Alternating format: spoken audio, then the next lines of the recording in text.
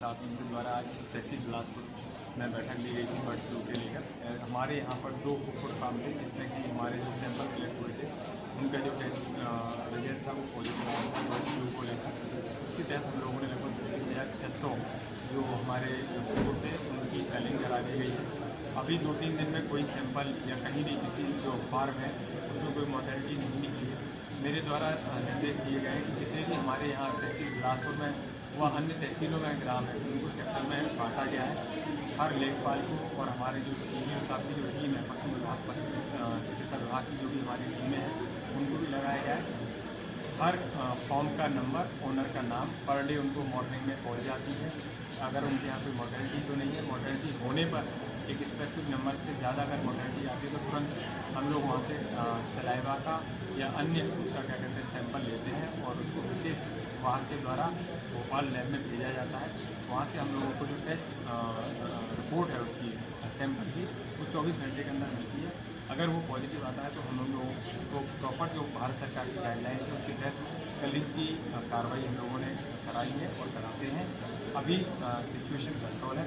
आप लोगों के माध्यम से भी मेरा सभी लोगों को जनपद रामपुर वासियों को ये मैसेज रहेगा कि क्योंकि ये बर्ड फ्लू की पुष्टि हुई है कई फार्मिंग जो कुक्कुट फार्मिंग हमारे जो कर रहे हैं किसान भाई, अभी इसके सेवन से दूर रहें। सभी नगर पंचायत और ग्राम पंचायतों में इसको प्रतिबंधित कर दिया गया है।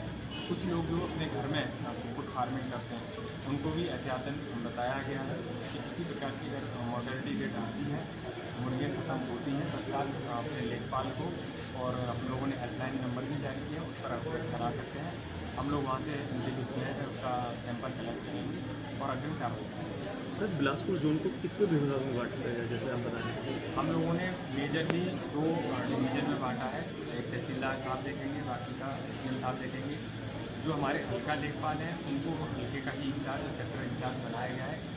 उनके दायित्व ये रहेंगे वो सुबह जितने भी उनके हल्के में कुक्कुट फार्मिंग जो करने हैं किसान उनको सुबह कॉल की जाएगी। अगर उनके यहाँ कोई मोर्टेलिटी रेट है या कोई मुर्गियाँ मरी हैं तो उनको तत्काल अपडेट कराया जाएगा।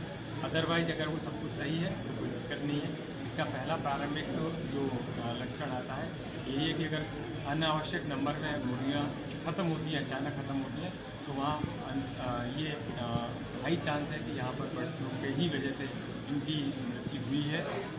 इसके अलावा जो हमारा जो सैंपल पॉजिटिव आता है वहाँ कलिंग कराते हैं, उसका 1 किलोमीटर का जो जोन है उसको हम लोग क्या कहते हैं इन्फेक्टेड जोन घोषित करते हैं। वहाँ जितने भी कुक्कुट फार्मिंग है उनको स्वतः कलिंग कराने के निर्देश हैं। 1 किलोमीटर के बाहर को हम लोग क्या कहते हैं जो दूसरा जोन कहते हैं उसमें हम लोग क्या कहते हैं दोबारा सैंपल कराते हैं अगर मोर्टेलिटी रेट आती है। अगर 1 किलोमीटर की रेंज में मोर्टेलिटी रेट आई है और वहाँ पहले से टेस्ट पॉजिटिव है तो वहाँ 1 किलोमीटर की रेंज में जितने भी कुक्कुट फार्म या बैकवर्ड पोल्ट्री है उन सबको कलिंग कराने के निर्देश हैं। जैसे सर बिलासपुर के अलावा जनपद में कहीं और भी सैंपलिंग वगैरह हो रही है अपने बिलासपुर से? एक तो हम लोगों ने स्वार में आज हम लोगों ने कराई है।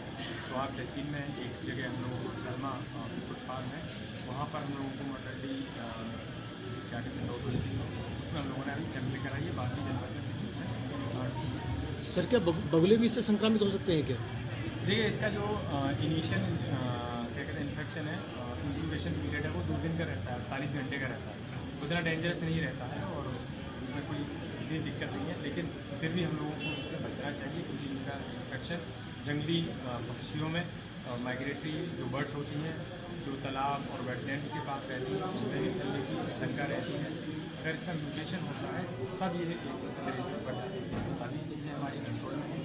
हमारी जो चिकित्सा की टीम है उसकी भी यूनिवर्सिटी बना दी गई है, तहसील से भी टीमें बनाई गई है। मेरे पुलिस अधीक्षक महोदय के द्वारा भी भ्रमण किया गया है। सभी से लगातार बैठक करके वापस भी की जा रही है और डेली मॉर्निंग में रिपोर्टिंग होती है।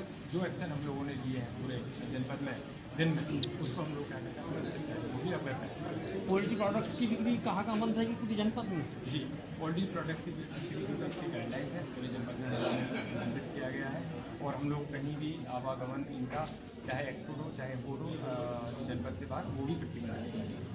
सर अदर स्टेटों से जो यहाँ पे वो हो रहा आ रहा है तो उसमें वो भी प्रतिबंधित है। हमारी जो सीमा है तहसील बिलासपुर उत्तराखंड से लगती है, वहाँ से पूर्णतः इसको प्रतिबंधित किया गया है। यहाँ पे हरियाणा से भी ये वो होता है ना? जी, मैंने आज जैसा आपको बताया रामपुर जनपद की सीमा से बाहर किसी भी प्रकार का आवागमन, किसी भी प्रकार का इम्पोर्ट एक्सपोर्ट इसका कंप्लीट रूप से 7 दिन पहले ही हम लोगों ने इसको प्रतिबंधित किया गया।